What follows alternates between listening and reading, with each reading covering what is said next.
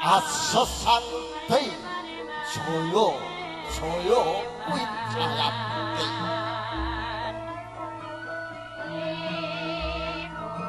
kaparenga sang Subha Manggala menggah kirap sesaji suci satata lumaksana lunan tindak ira sang Manggalayuda ingkang kepareng hanyanti andhanipun teng ibu-ibu saking warga RT 19 ingkang kepareng hangasta wujudipun sesaji suci sesaji suci dumadi saking tumpeng agung ulam lembaran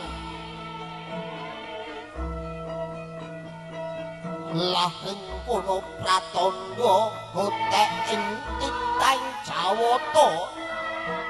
tansah angening kencipta aminta mring kang kawasa murih kang sinebya dadya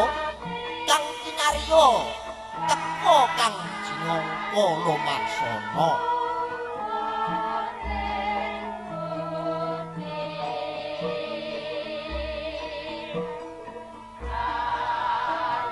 sakwungtingipun sang Subha Manggala tirta amerta yatala panguripaning agesang ingkang dipun asta pandhanipun ibu asmane sinten Ibu Mega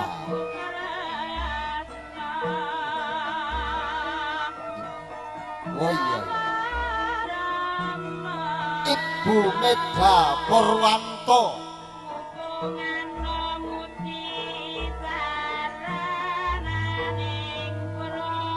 sawingking nyo wulan lembaran minangka ambaraning titah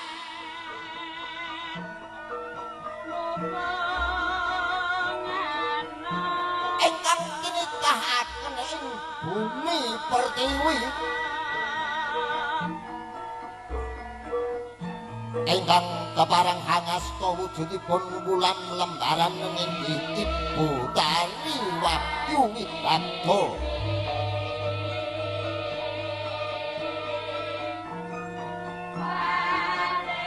samlon-lonan ing lumaksana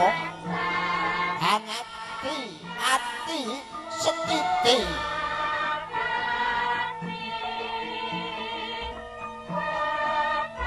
sawingking nyo wulan lembaran pisang ayu sekararum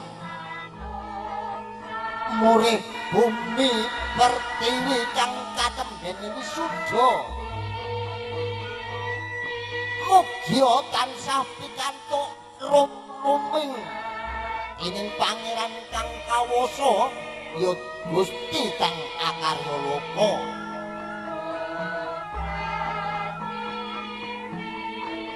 satemah dadosaken karaharjan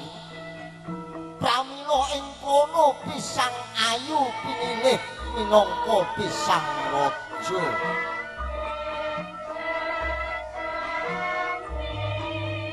tumpeng agung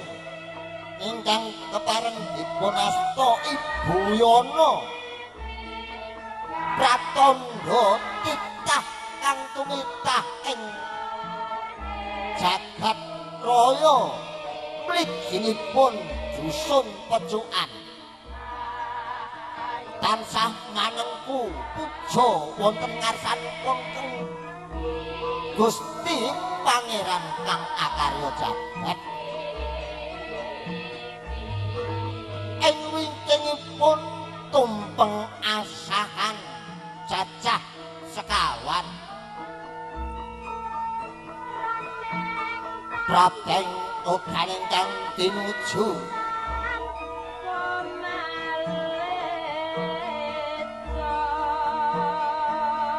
Tirta Amerta jroning Kendhi Pratala kapapanaken wonten ing sanginggiling meja Batan kasuban tumpeng asahan kang kebareng dipun asta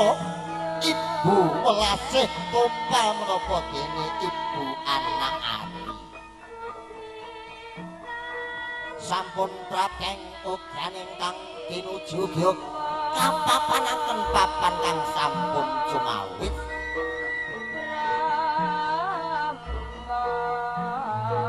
Lulus Raharja kalis ing Rubidya Anggenya samya anindakaken kiraping sesaji suci panjenenganipun Sang Sumba manggala kepareng kondur wonten ing papan sekawit sumangga ingkang kepareng potret sangajenging background ingkang wonten monggo Mas manggala foto sesarengan para bapak lan para ibu Lulus Raharja kiraping sesaji suci ingkang ibu-ibu RT 19 sampun paripurna ingkang salajengipun wonten keparingipun Bapak Dasuki menggah pandonga utawi doa wedal sasana miyang pandhawara kasumanggaaken. Nuwun.